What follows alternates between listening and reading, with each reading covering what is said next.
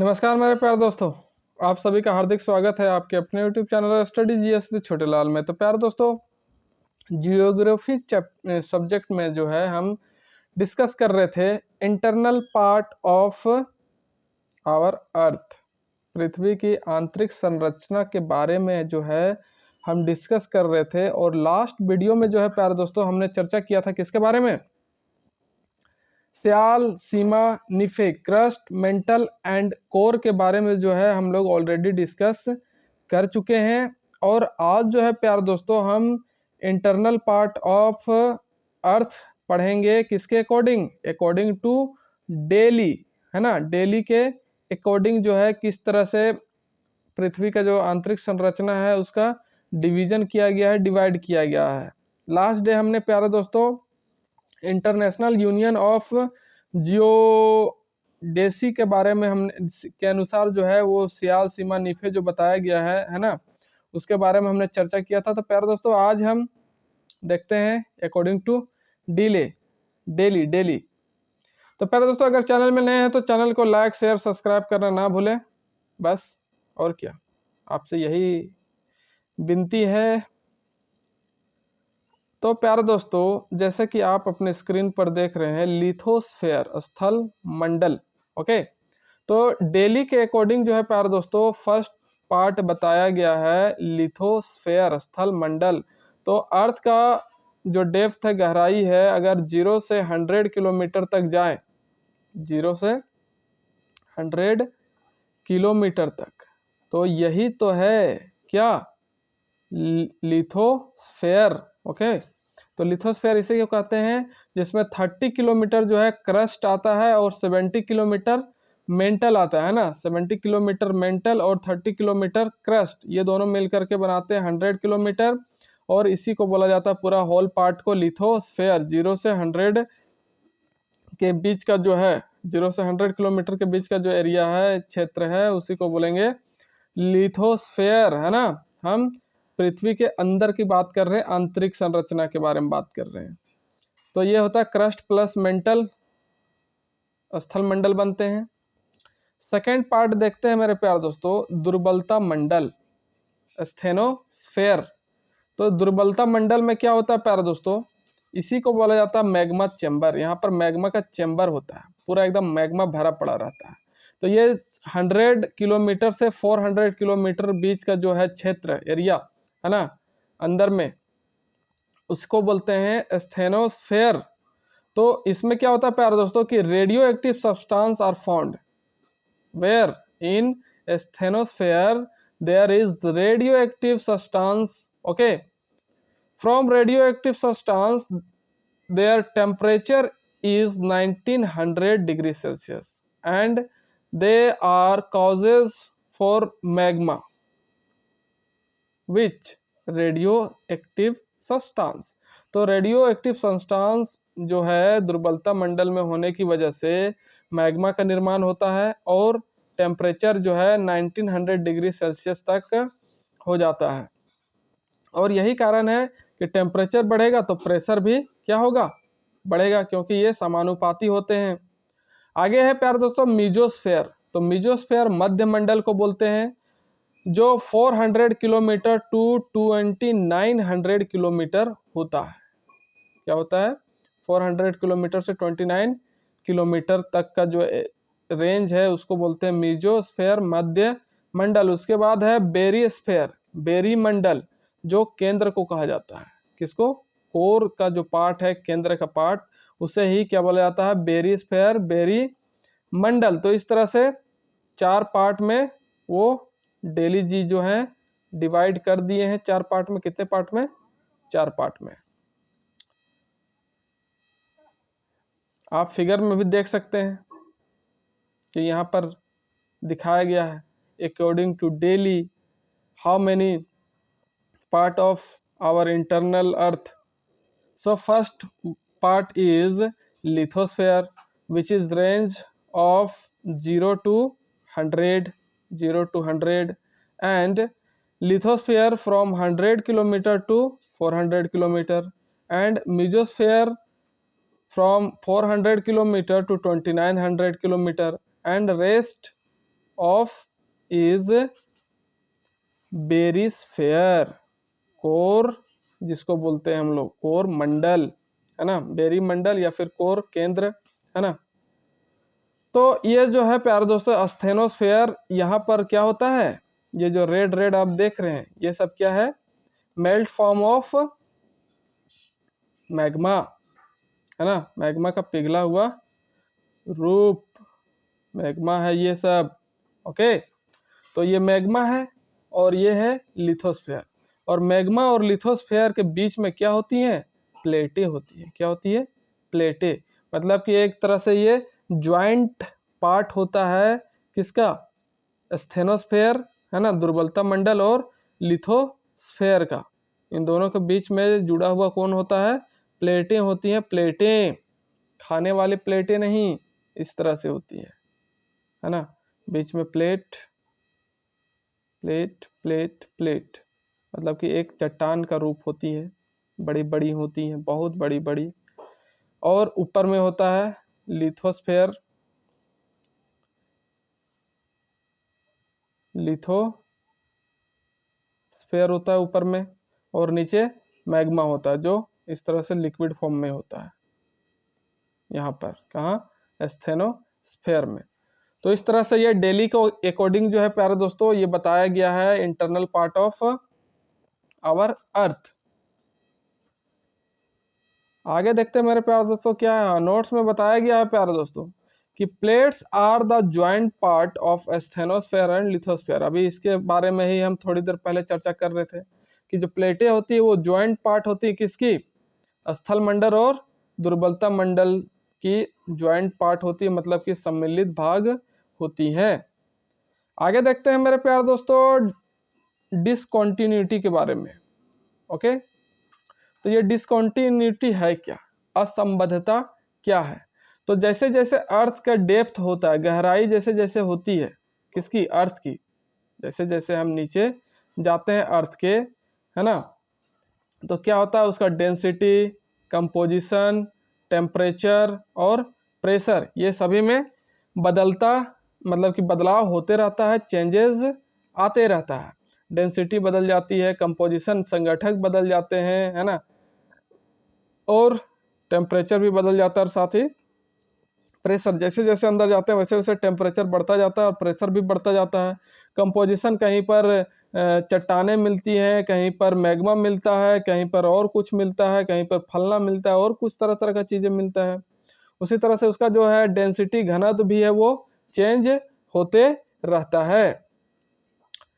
तो ये डिस्कॉन्टिन्यूटी क्या है प्यारे दोस्तों की, एन इमेजिनरी लाइन, डिस्कॉन्टिन्यूटी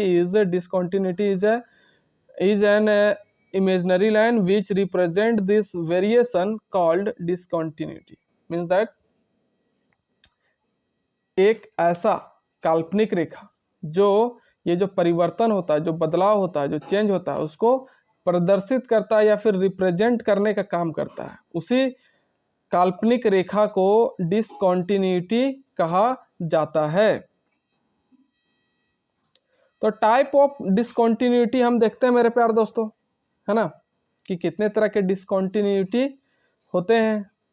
तो टाइप ऑफ डिसकंटिन्यूटी, फर्स्ट है कोनराड डिसकंटिन्यूटी, है ना, कौन सा, कोनराड असंबद्धता।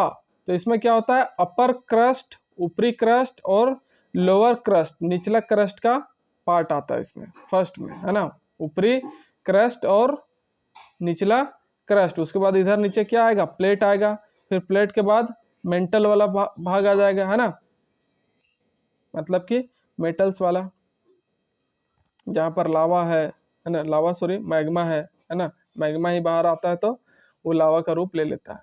अब है मोहो डिसकंटिन्यूटी, है ना, मोहो असंबद्धता, ये है lower crust and upper mantle, ऊपरी मेंटल और निचला क्रस्ट, है ना, मतलब कि निचला क्रस्ट और ऊपरी मेंटल का जो पार्ट होता है उसको बोलते हैं मोहो डिसकंटिन्यूटी। और है आगे रेप्टी डिसकंटिन्यूटी, कौन है प्यारे दोस्तों, थर्ड नंबर में रेप्टी डिसकंटिन्यूटी, जो होता है अपर एंड लोअर मेंटल, है ना, मेंटल का ही ऊपरी और निचला भाग होता है और दूसरा इसमें कुछ नहीं आता।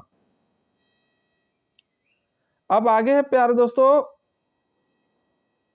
गुटेनबर्ग असंबद्धता, है ना, गुटेनबर्ग डिस्कंटिन्यूटी।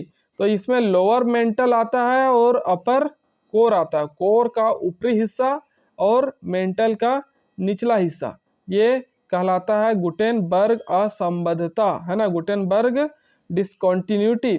उसके बाद है लेहमैन डिस्कंटिन्यूटी, लेहमैन असंबद्धता। इसमें है अपर एंड लोअर पार्ट दोनों कोर, कोर का अपर एंड लोअर पार्ट, ये जो इस तरह से हम लोग यहाँ से यहाँ जैसे कि कोर है तो कोर का ये ऊपरी पार्ट हो गया और ये निचला पार्ट हो गया, ये अपर पार्ट एंड ये लोअर पार्ट।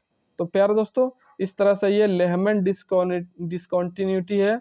अब बात कर लेते हैं कि गुटेनबर्ग में इसमें क्या था, लोअर मेंटल, तो लोअर मेंटल इधर होगा, है ना, और अपर कोर, तो यहाँ पर अपर कोर है और यहाँ पर लोअर मेंटल है। तो इसी तरह से बाकी सब में रिलेशन दिया गया है प्यारे दोस्तों कि इस तरह का जो है डिस्कंटिन्यूटी को डिवाइड किया गया है।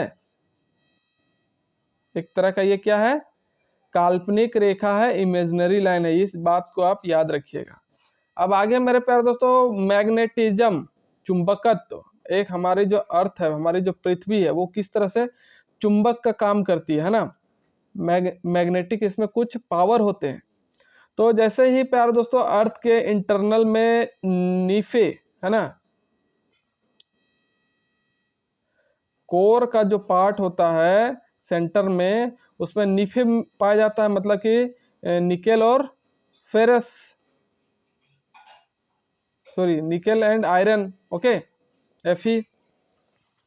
तो प्यारे दोस्तों ये दो जो धातु है या फिर जो तत्व है ये पाए जाते हैं हमारे अर्थ के अंदर। इनकी वजह से, है ना,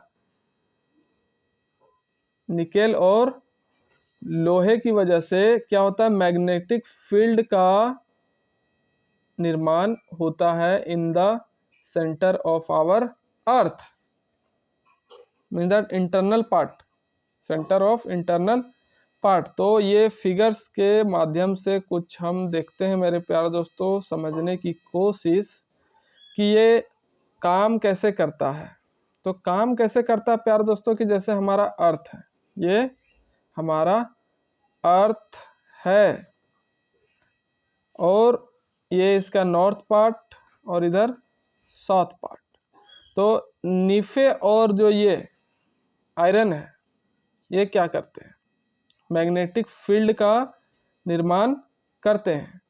और जब ये मैग्नेटिक फील्ड मतलब कि है प्यारे दोस्तों एक तरह का पावर जनरेट होता है जिससे हमारे अंदर का जो एटमॉस्फेयर है वो हमारे पृथ्वी से बाहर मतलब कि नहीं जा पाता, उसका एटमॉस्फेयर जो है सही जगह पर बना होता है, क्योंकि यहाँ से इस तरह से एक इलेक्ट्रिक फील्ड का निर्माण करता है हमारा अर्थ, है ना, क्या करता है, एक इलेक्ट्रिक फील्ड का निर्माण करता है, जिसके वजह से इसके अंदर का जो एटमॉस्फेयर है वो टिका हुआ रहता है, बाहर नहीं जाता है। और इसके साथ ही साथ जो सन से, है ना, जो कॉस्मिक रेज आती है ना, जो ब्रह्मांडीय तरंग आती है वो टकरा करके रिफ्लेक्ट हो जाती है, बाहर की ओर परावर्तित हो जाती है मेरे प्यारे दोस्तों, हमारे अर्थ तक पहुंच नहीं पाता है ना। और ये जो मैग्नेटिक फील्ड है हमारे अर्थ का वो कितनी रेंज तक काम करता है, 36 किलोमीटर की जो हाइट है वहां तक ये काम करता है। और इसी की वजह से एटमॉस्फेयर स्टेबिलिटी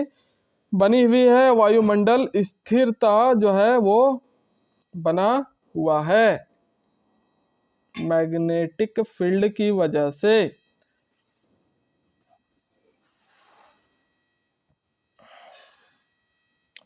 एक होता है प्यारे दोस्तों परमाफ्रॉस्ट, है ना, परमाफ्रॉस्ट ये क्या होता है, हमारे पृथ्वी के अंदर में ही प्रेजेंट होता है परमाफ्रॉस्ट।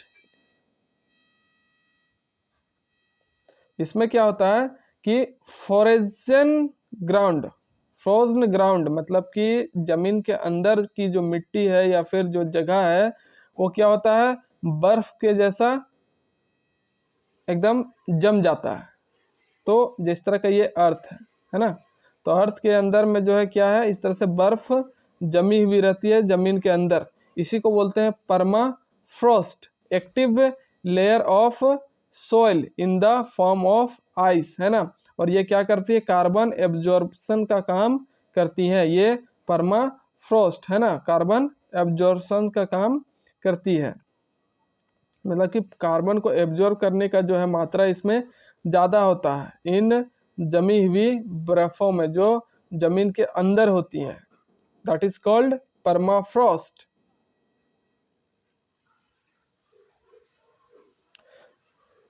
और है प्यारे दोस्तों अर्थ का सरफेस, है ना, अर्थ का धरातल जो है वो 46% इसमें क्या होता है, O2 होता है, ऑक्सीजन, और 27% क्या होता है, सिलिकॉन होता है ना। और फिर 8% जो है एल्यूमिनियम पाया जाता है, कहाँ पर, अर्थ के सरफेस पर, धरातल पर। तो ये जो सिलिकॉन और ऑक्सीजन है दोनों क्या है, अधातु है, नॉन मेटल है। और जो एल्यूमिनियम है 8% जो पाया जाता है वो क्या है, मेटल है, धातु है। और अर्थ के कोर में Fe लोहा जो है पाया जाता है, क्या पाया जाता है, आयरन, लोहा। अर्थ के कोर में पृथ्वी के केंद्र पर Fe पाया जाता है ना। ये सब चीजें कंपोजिशन के तौर पर हम देख सकते हैं कि किस जगह पर क्या पाया जाता है। अब है प्यारे दोस्तों की चट्टाने भी होती हैं हमारे इंटरनल पार्ट में, है ना, हमारे अर्थ के इंटरनल पार्ट में चट्टाने होती है। तो किस तरह की चट्टाने होती है, आग्नेय चट्टाने, रूपांतरित चट्टाने, अवसादी चट्टाने, इन्हीं को इंग्लिश में बोला जाता है igneous rock, metamorphic rock and sedimentary rock. तो प्यारे दोस्तों इस तरह से हमने देखा शुरू में कि अर्थ के नीचे जमीन पर कुछ जो है आइस जमी हुई रहती है, बर्फ जमी हुई रहती है, जिसको परमाफ्रॉस्ट करते हैं, फ्रॉस्ट कहते हैं। और फिर अर्थ के सरफेस पर, धरातल पर 3 प्रकार की चीजें होती है, ऑक्सीजन, सिलिकॉन और एल्यूमिनियम, जिसमें हमने देखा कि वो तीनों चीज पाया जाता है। फिर अर्थ का थोड़ा अंदर घुसेंगे तो क्या मिलेगा हमको, केंद्र पर लोहा मिलेगा। लेकिन जैसे ही और चीजों के बारे में देखेंगे तो चट्टाने भी मिलती हैं, जिसमें इग्नेशियस रॉक है, मेटामॉर्फिक रॉक है और सेडिमेंट्री रॉक है, अवसादी चट्टाने हैं।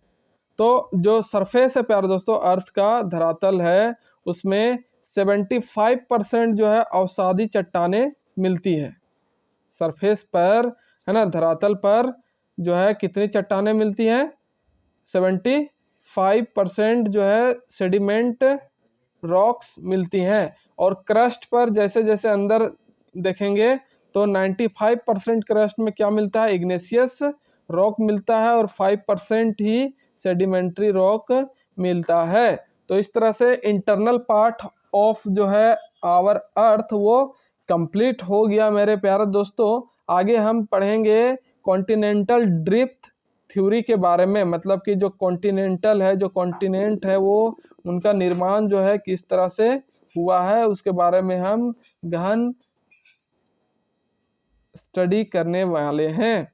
तो प्यारे दोस्तों इसी तरह से चैनल में बने रहिए और खूब हो सके तो इसको शेयर जरूर करें प्यारे दोस्तों। और अपनी जो ये छोटी सी फैमिली है इसको जल्द बड़ा करना है। तो प्यारे दोस्तों आई होप आप जरूर से इस चैनल को शेयर, लाइक और सब्सक्राइब तो करेंगे ही। तो मिलते हैं नेक्स्ट वीडियो में, तब तक के लिए नमस्कार, जय हिंद, जय भारत, जय झारखंड।